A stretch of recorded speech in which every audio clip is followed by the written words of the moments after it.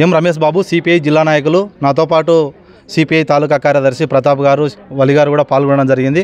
ముఖ్యంగా ఇప్పుడు ఆత్మకూరు పట్టణంలోని తోట్లవారి వీధిలో ఈరోజు మనము ఉండడం జరిగింది. ముఖ్యంగా ఈరోజు దాదాపుగా అంటే నిన్నటి రోజున ఇద్దరు అతిసార బారిన పడి పూర్తిగా మరణించడం జరిగింది. అయితే ఆ మరణించినటువంటి వారికి సంబంధించి ఎలాంటి ఈరోజు జిల్లా కలెక్టర్ గారు ఇక్కడికి వచ్చారు, జేసీ గారు వచ్చారు, ఆర్డీఓ గారు వచ్చారు. అయితే చనిపోయినటువంటి కుటుంబాలను పూర్తిగా పరామర్శించడంలో పూర్తిగా విఫలం చెందడం జరిగింది. మేము దీన్ని ఖండిస్తూ ఉన్నాం. అదేవిధంగా డిఎంహెచ్ఓ వెంకటరమణ గారు, డిఎంహెచ్ఓ గారు ఎక్కడున్నారో కూడా తెలియనటువంటి పరిస్థితి ఉన్నది. ఈరోజు కలుషిత నీరు తాగి చనిపోయారనేటువంటిది వాస్తవం. చాలామంది కూడా ఈరోజు కలుషిత నీరంతా చూపిస్తూ ఉన్నారు ఈ ఏరియాలో. అంతే మురుగునీరుతో అంటే నీరు కూడా చెడిపోయినటువంటి నీరును ఈ కాలనీ వాసులు తాగడం వల్లనే ఈరోజు అతిసార బారిన పడడం జరిగింది. దాదాపుగా ఇప్పటికే 6 మంది మాత్రమే మనము డాక్టర్స్ని అడిగితే 6 మంది ఇంతవరకు అతిసార బారిన పడినారు. తర్వాత ఇంకా కేసులు తెలియడం లేదు, రాలేదంటున్నారు.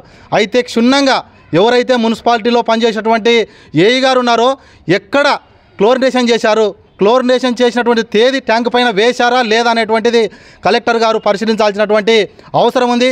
అతిసార బారిన పడి చనిపోయినటువంటి ఏదైతే ఇద్దరు కుటుంబాలకు ఖచ్చితంగా ఎక్స్గ్రేసియో ప్రభుత్వం 10 లక్షల రూపాయలు ఖచ్చితంగా ఇవ్వాలని మేము సిపిఐ పార్టీగా డిమాండ్ చేస్తూ ఉన్నాం. ఇప్పుడు కూడా ఈ కలుషిత నీరు తాగడం వల్లనే ఇది వచ్చిందని కాలనీ వాసులంతా కూడా భయభ్రాంతులకు గురవుతూ ఉన్నారు. మెడికల్ క్యాంప్ పెట్టారు. అయితే మెడికల్ క్యాంప్ పెట్టినటువంటి పరిస్థితుల్లో అవగాహన కూడా కల్పించలేనటువంటి పరిస్థితి ఉన్నది. త్రాగడానికి నీరు ఎక్కడ ఈరోజు వాళ్ళు మినరల్ వాటర్ తెచ్చుకొని తాగాలనా లేకపోతే ట్యాంకుల ద్వారా ఎక్కడ నీళ్ళు అందిస్తారో ఉన్నారో కూడా తెలియనటువంటి పరిస్థితి ఉన్నది. తక్షణమే చనిపోయినటువంటి ఎవరైతే బాధితులు ఉన్నారో వారి మృతానికి సంబంధించి బాధ్యత ఇక్కడున్నటువంటి ఎవరైతే త్రాగునీరు అందించేటువంటి మున్సిపాలిటీ ఏఈ గారు బాధ్యత వహించాలా. తక్షణమే అతన్ని సస్పెండ్ చేయాలని మేము డిమాండ్ చేస్తూ ఉన్నాం. ఆ వైపున రేపు కలెక్టర్ గారికి కూడా ఈ విషయం మీద క్షుణ్ణంగా మేమంతా కూడా రిపోర్ట్ ఇస్తూ ఉన్నాం. అదేవిధంగా ఈరోజు అతిసార బారిన పడి ఇళ్లలోనే ఈరోజు తలదాచుకొని వీధుల్లో చూసినట్లయితే మీరైతే ఓసారి చూడండి. ఈరోజు ప్రజలు కూడా బయటికి రాలేనటువంటి పరిస్థితి ఉన్నది. అంటే కాలనీల మీద ఈరోజు ఎంత నిర్లక్ష్యంగా అధికారులు వ్యవహరిస్తున్నారో మనకంతా కూడా తెలిసినటువంటి పరిస్థితి ఉన్నది. గౌరవ ఎమ్మెల్యే గారు, ఆత్మకూరు ఎమ్మెల్యే బుడ్డా రాజశేఖర రెడ్డి గారు దయచేసి మృతి చెందినటువంటి కుటుంబాలను ఆదుకోవాలా.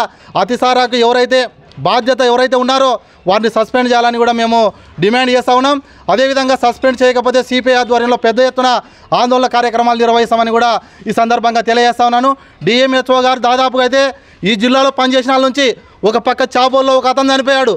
తర్వాత మద్దూరులో సాక్షాత్తు గతంలో ఉన్నటువంటి ఎమ్మెల్యే ఊర్లోనే ఒకసారి అతిసార వచ్చింది. ఏం చేస్తూ ఉన్నాడు డిఎంహెచ్ఓ గారు?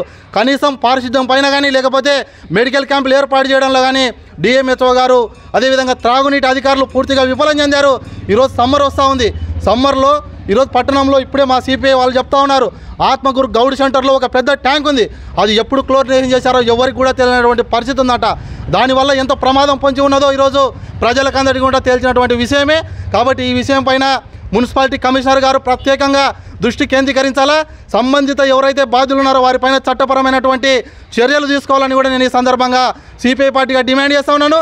లేని పక్షంలో పెద్ద ఎత్తున బాధిత కుటుంబాలకు అండగా, అదేవిధంగా అతిసార మళ్ళీ ప్రబలిందనుకో ఆ అధికారులపైన కూడా చర్యలు తీసుకోవాలని కూడా ఈ సందర్భంగా సిపిఐగా కోరుతా ఉన్నాను.